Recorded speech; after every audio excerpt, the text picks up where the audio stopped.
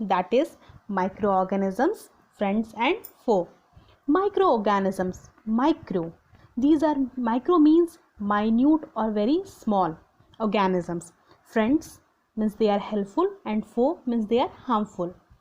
Microorganisms you have already studied in the previous class. These are very small organisms which cannot be seen with the unaided or naked eyes.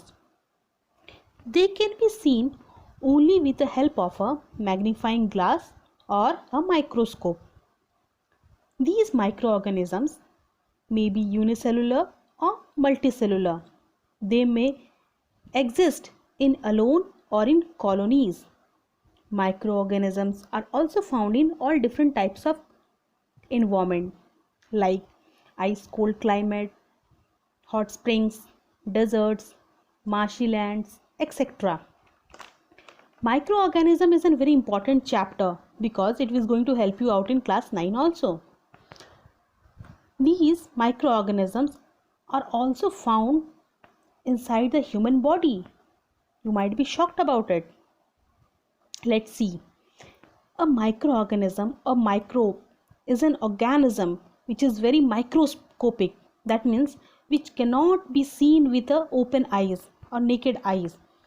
You need a magnifying 100 times magnification for seeing a minute organism. You can see some of the pictures given there. These are all microorganisms, and the study of microorganisms is called as microbiology. Microorganisms, as you know, they are categorized into different groups such as protozoa, algae, fungi, bacteria and viruses. Most microorganisms are beneficial. For example, there are microorganisms in our large intestine that synthesizes vitamins and allows them to absorb into the bloodstream. Now, these classifications, the major groups are bacteria, fungi, protozoa and algae. Viruses are also microscopic but are different from other microorganisms. Why? The question might be coming. Because they reproduce only one cell of the host of themselves is inside a host organism. That means a living organism they require for their own reproduction, which may be a bacteria, a plant or an animal. Let's see in details. First of all, study about bacteria. Bacteria are single-celled microbes. Bacteria are classified into 5 groups according to their shapes. These are given in your books also. Spherical, corky, rod shape, spiral, comma, etc. Here is a picture you can see of a bacteria and the different parts of it. Next is your fungi.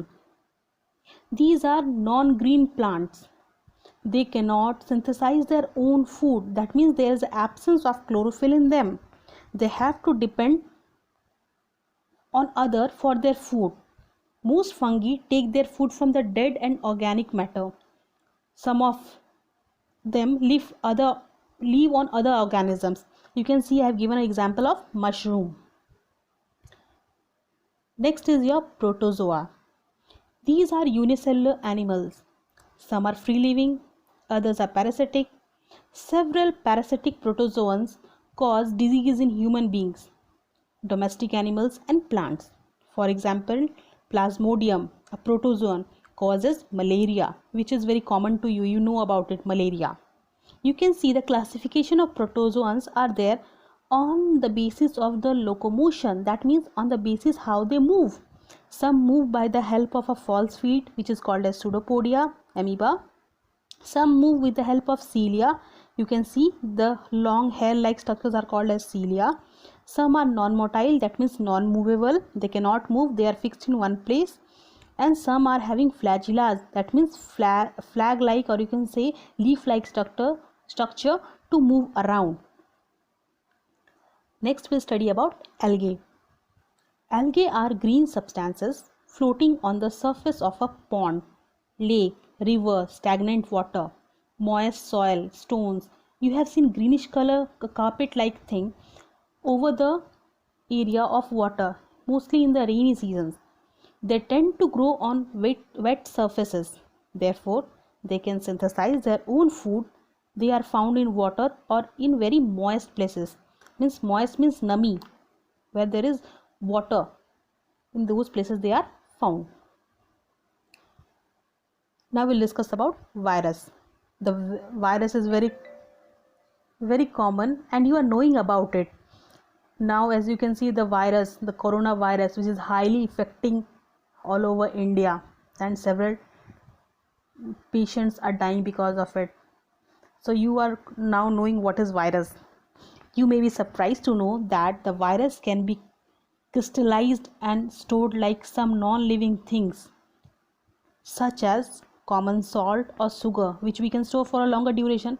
On the other hand, they multiply like living organisms when they are within a living body. As the example of coronavirus we can take now. When it is outside the body, it is non-active, it's not functioning. But as soon as it enters the human body, it is becoming and acting like a living organism. And that's why it's harming the people. Some of the common viruses which can cause problems in day-to-day life, you know about it, and you have already learnt about some microorganisms in class 6 and 7. So the problems which are you can see in commonly caused by viruses are cold, influenza, which you call flu, and cough. Some serious diseases are also caused by viruses. Polio and chickenpox are as such. Disease causing microorganisms are also called as pathogens. More disease like dysentery and malaria are caused by protozoans, and typhoid and tuberculosis are the disease which are caused by bacteria.